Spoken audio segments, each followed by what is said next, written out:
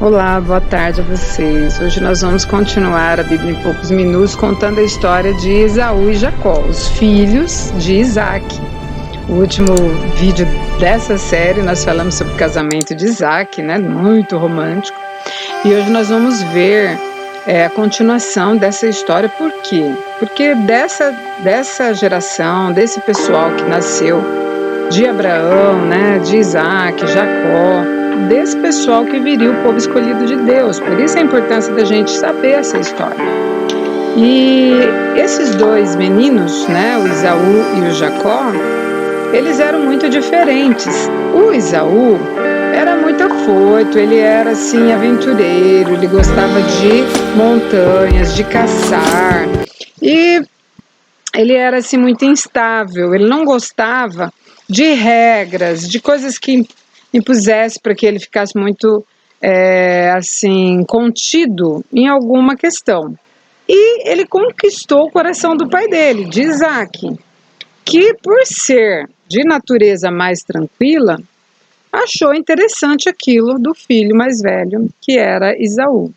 Já Jacó era um garoto mais contido, né? Ele era de um temperamento mais dócil, ele era mais caseiro e ele cuidava das ovelhas de seu pai e ficava ali mais próximo da família. Ele era mais previsível, era alguém que tivesse assim que se preocupava mais com o futuro.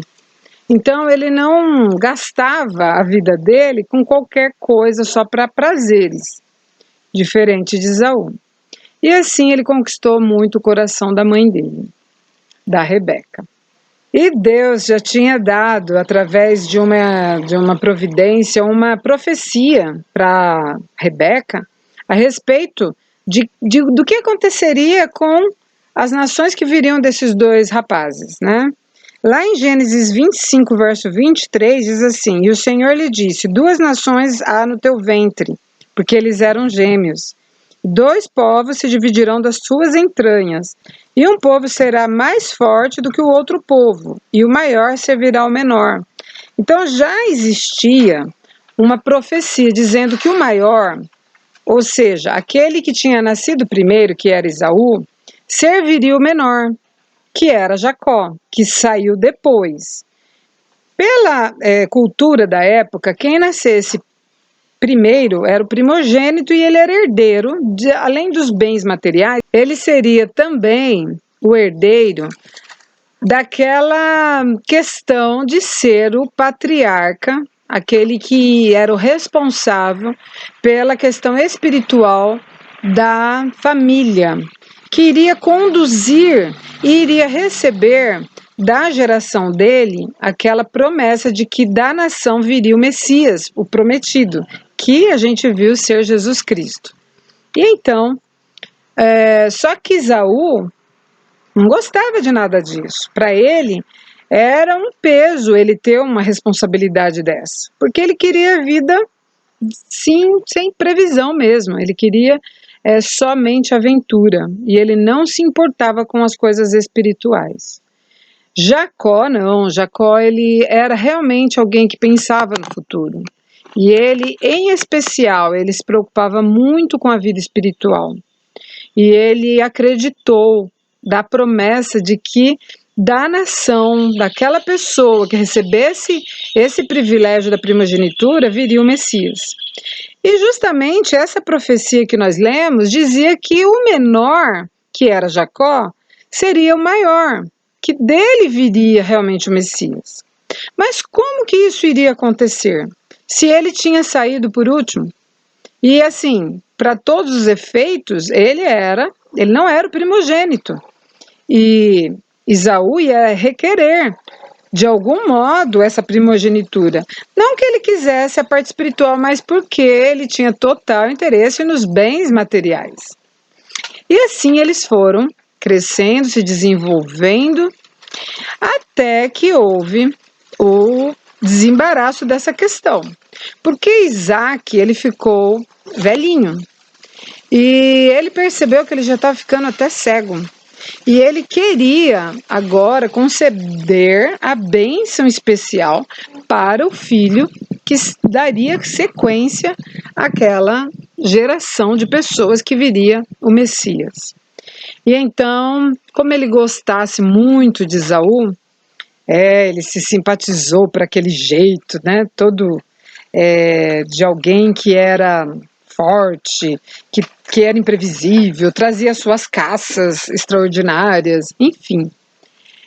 E acabou que ele até, mesmo sabendo dessa profecia, ele não deu atenção a ela. E ele queria porque queria dar a bênção para Esaú mesmo. E foi naquele dia em que ele, já velhinho, ele pega e chama Esaú e fala para ele: filho, vá lá, traga-me uma caça, porque era do costume deles, faça um guisado, porque nós precisamos agora festejar, porque eu vou te dar a bênção especial. Chegou o dia. E então ele foi para o campo, foi caçar. E essa caça demorava algum tempo, né? Mas ali na casa alguém ouviu que foi Rebeca e ela pensou: não, essa bênção é de Jacó, né? Até porque ela já tinha essa preferência por Jacó, mas ela tinha guardado aquela informação que o anjo lhe dera a respeito do destino de cada um.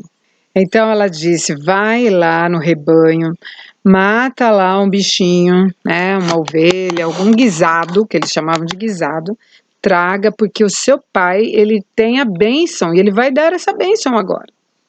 E então chegou a hora, o momento. E assim, ele, de pronto não, né, mas ele, né, acabou sendo persuadido pela mãe, foi, trouxe. Naquela hora, pensou: puxa, mas tão rápido essa caça, né? E viu que a voz não era de Esaú. Aí ele quis tocar em Jacó, e Jacó tinha já se preparado, porque como ele tinha, o corpo dele não era tão peludo quanto de Esaú, ele tinha posto uns pelos assim, sabe? E as roupas de Esaú. Então ele enganou totalmente o pai. E nesse engano ele prosperou, porque o pai acreditou finalmente que era Esaú.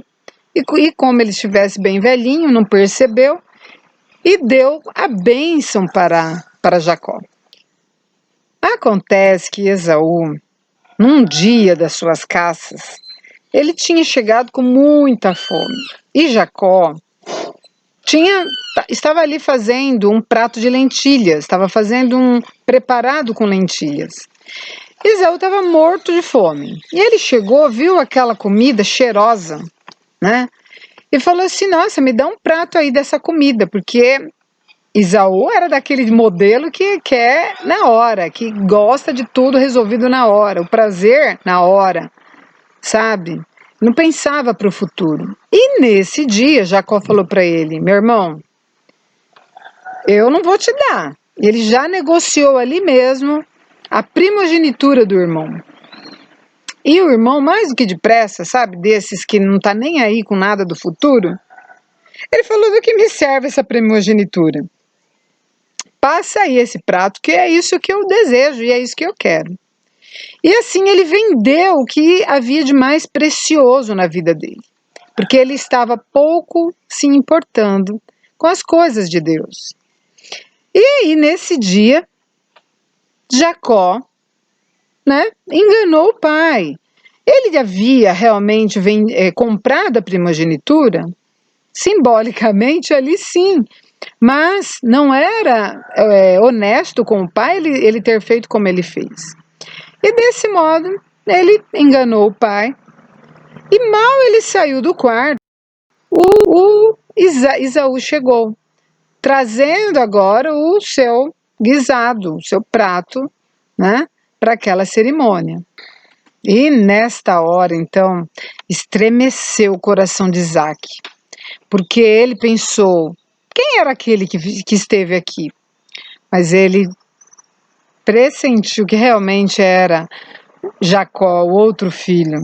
E aí, então, Esaú, muito decepcionado, No Gênesis 27:34 diz: Esaú, ouvindo as palavras de seu pai, bradou com grande e muito amargo brado, e disse a seu pai: abençoa-me também a mim, meu pai. Mas, infelizmente, da forma como ele tratou da questão da primogenitura, tão assim, né, sem importância, desse modo ele também acabou recebendo em troca aquilo que estava acontecendo com ele. E aqui em Gênesis 27, verso 35, o pai diz assim: veio teu irmão com sutileza e tomou a sua bênção. Mas a bênção que Jacó recebeu era muito grande. As palavras de Gênesis 27:28 nos diz: te dê Deus do orvalho dos céus e das gorduras da terra abundância de trigo e de mosto, bens materiais. Sirvam-te os povos e nações, se curvem a ti, sê senhor de teus irmãos. E os filhos da tua mãe se encurvem a ti, malditos sejam os que te amaldiçoarem e benditos sejam os que te abençoarem. Então era uma grande bênção, né? Além disso, dizia a respeito que dele viria o Messias, aquele prometido que era o Filho de Deus. Então, nesse momento que Esaú viu-se sem a possibilidade de qualquer bênção, da qual ele queria só a material, ele ficou amargamente decepcionado. E ele se irou. A Bíblia fala que ele se irou de tal maneira que ele jurou que mataria Jacó. E Jacó agora não teria paz se ele continuasse ali. E ali, por orientação da mãe, né, a mãe dele disse: olha, meu filho, vai embora. Vai lá para a terra dos meus pais, né? Vai lá, procura o meu irmão Labão e ele vai te acolher lá. E assim começaria uma vida diferente na vida de Jacó. Mas mal ele sabia que isto teria custado muito caro. E olha só, devido a essa indiferença que Esaú teve, ele é descrito pelas escrituras sagradas como um homem profano. E nós temos aqui algumas lições a respeito da atitude de Esaú.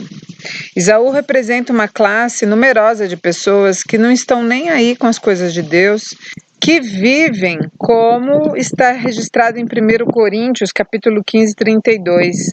Comamos e bebamos porque amanhã morreremos. Vamos viver a vida, vamos curtir, né? Vamos ficar de curtição e tudo bem.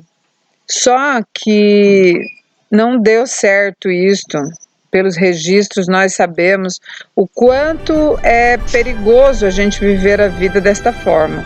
São pessoas que vivem somente pela inclinação daquilo que eles acostumaram, que é mais gostoso, né?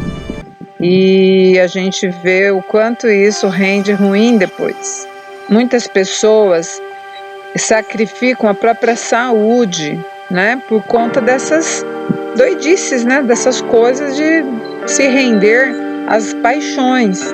E vendem a sua primogenitura, o seu direito que foi reservado por Deus através do sangue precioso de Jesus, para que ela obtivesse a salvação, né? E Deus tem um caminho de abnegação, de altruísmo, um caminho em que a gente deve abrir mão dos gostos estragados. Então, tudo isso diz respeito a uma caminhada que Deus tem nos ensinado através dos escritos sagrados. Mas, infelizmente, muitos seguem o caminho de Esaú. Na próxima lição nós vamos ver o que acontece com Jacó na sua caminhada. Ele faz a viagem, vai lá para a terra dos pais da Rebeca e ele vai ser muito abençoado a despeito daquela atitude, né, de enganador que ele teve. Mas nós vamos ver o quanto Deus realmente abençoou a vida dele. E a história dele continua em todas as gerações que vieram posteriormente, mostrando o quanto Deus fez aquele pacto com Abraão e isso deu sequência na vida de Jacó através das gerações posteriores. Então, que Deus possa te abençoar, que isso traga algumas lições preciosas para a sua vida. Que Deus te abençoe e até a próxima.